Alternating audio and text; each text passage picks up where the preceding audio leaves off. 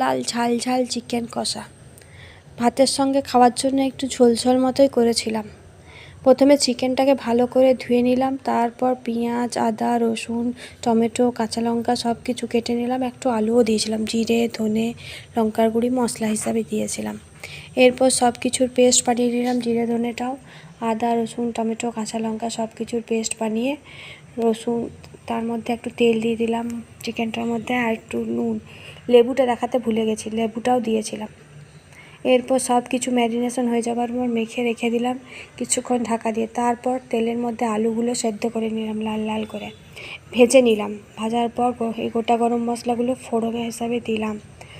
তার পেঁয়াজ কুচিগুলো, তেলটা গরম হয়ে গেলে তেলের মধ্যে একটু চিনি দিয়ে দিলাম, তারপর পেঁয়াজ কুচি দিলাম।